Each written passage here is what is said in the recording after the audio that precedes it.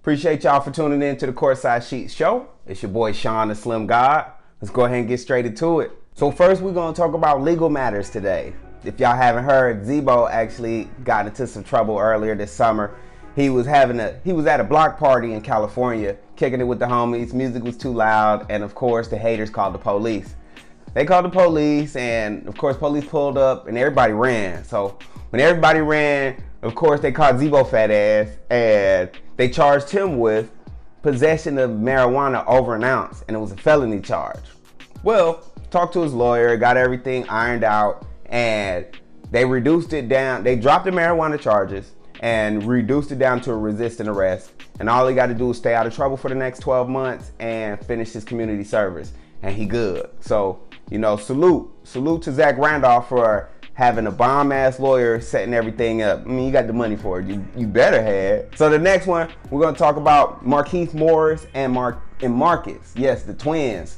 The twins had gotten into a little bit of trouble. They had to go to court this week because one of their homeboys actually got into a fight at the club and allegedly they jumped in. So since they allegedly jumped in, of course they're suing, and the person that got jumped on, mobbed on, is trying to sue because they see these boys got money. Okay, copacetic, whatever. I'm rooting for y'all. Hopefully y'all get through this without having to, iron out and get out any money other than court fees and lawyer fees. So, and last but not least, Charles Oakley is going to be filing a civil suit against the Madison Square Garden and the owner of the Madison Square Garden, fuckboy James Dolan. So, if y'all didn't know, it was a little altercation at the game, and they ended up booting him out, which resulted in him getting banned. Now, social media went hard on him, and they released the ban, took the ban off. But prior to them taking the ban off, he was charged with some crazy charges. Man, New York be just throwing charges on you, bro. And it was awful. So let me tell you the charges that they gave him, man.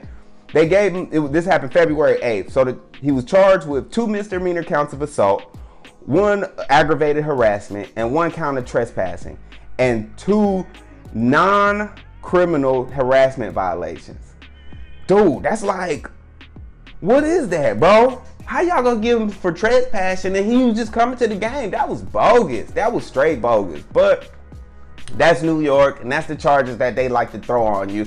So Charles Oakley, I'm rooting for you, hoping you get that civil suit accomplished, you know what I'm saying? Get your money worth and make sure you pay them lawyers off or whatnot, and make sure James get what's coming to him. So we're gonna go ahead and get into deals and any transactions that happened this week. It was a couple. It was a nice little amount to this week. So Anthony Morrow, if y'all don't know, he used to play for the OKC. He signed a 1-year non-guaranteed deal with the Blazers.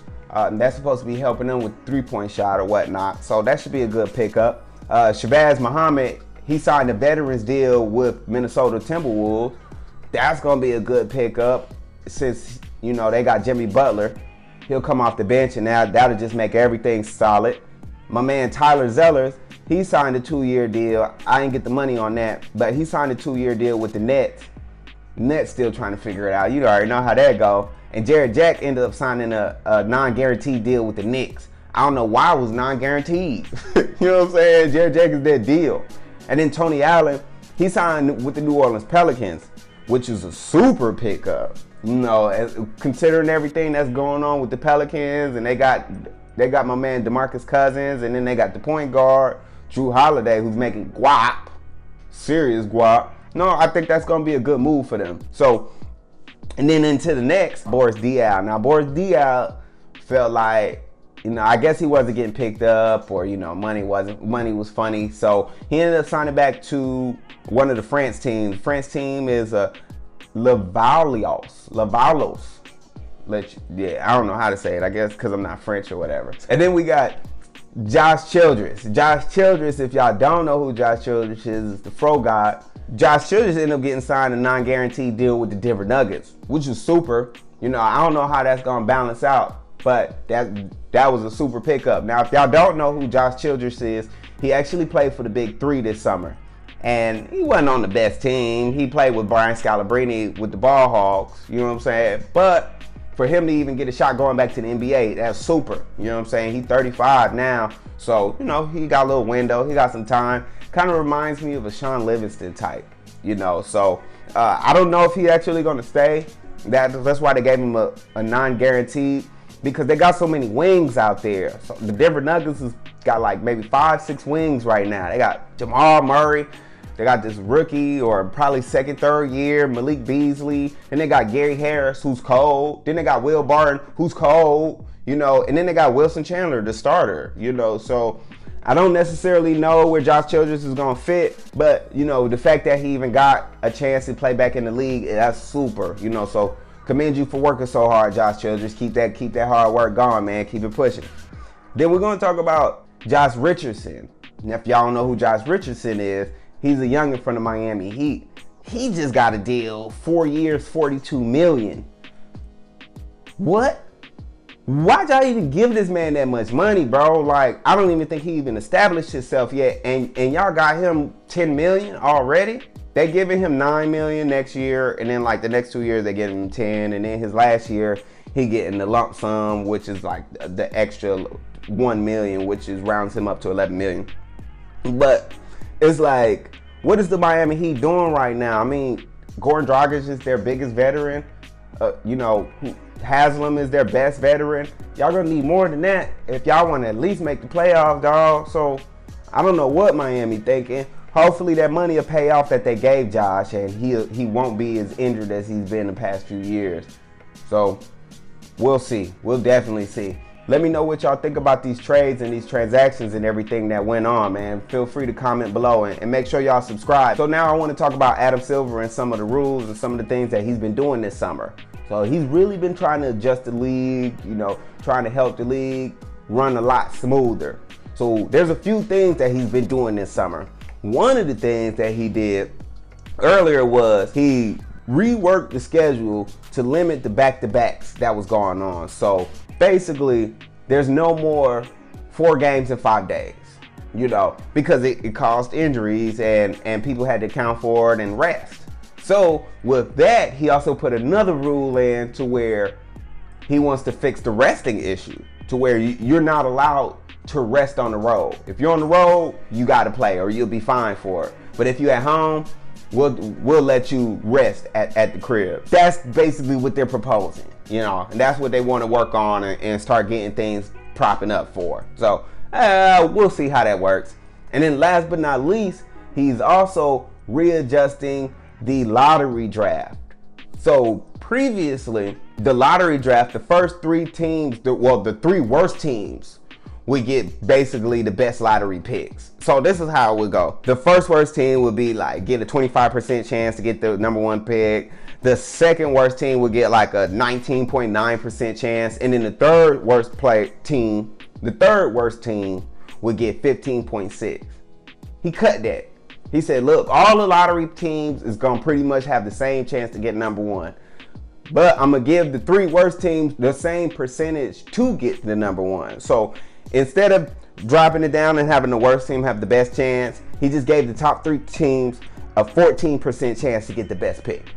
Okay, you know what I'm saying? So honestly, I kind of like the things that Adam Silver is doing, dog, because he's really seeing the future of the league and he's trying to make sure the money stay flowing. You know, like, as far as a commissioner, I commend him. You know, he's in tap to social media, like his organization and his group that he's messing with, that got his back, is really keeping him up to date with a lot of stuff. So I really commend him. He don't have a bad attitude with it. You know, he's Jewish in the world. You can see it all in his face, but I gotta commend him, you know, for evolving the league. And then our next one, we're gonna talk about Kobe. I want to give a salute to Kobe for doing his thing for his whole 20 years being with the Lakers, getting 5 rings in 20 years. That's a ring every 4 years.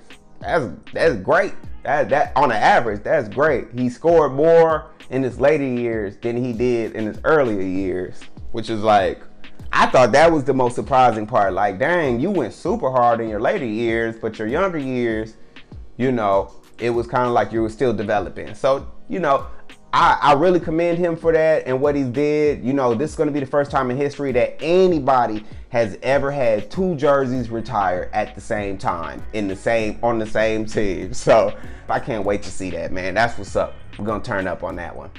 And then last but not least, I actually want to get into this whole big social media and this whole big thing about the top 100 players.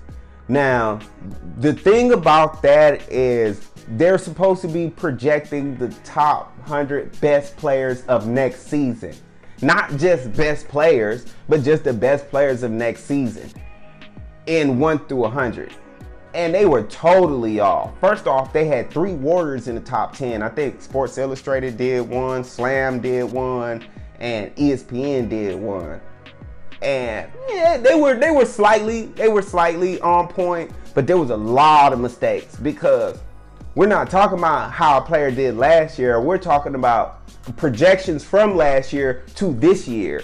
You know, so my personal opinion, I feel like Hassan Whiteside should have been higher. You know, my personal opinion, you know, I feel like there's a lot of players that's going to be fine this year. Devin Booker is finna be fine this year. That's the player you need to look for. So I decided to do my top 50, and if y'all get an opportunity, go ahead and check my Instagram page, the Courtside C Show, and check out my top 50. But other than that, that's about it for this week. Again, I appreciate y'all for tuning in. Make sure y'all subscribe, get the latest news on the NBA, basketball period, and see y'all next week. Peace.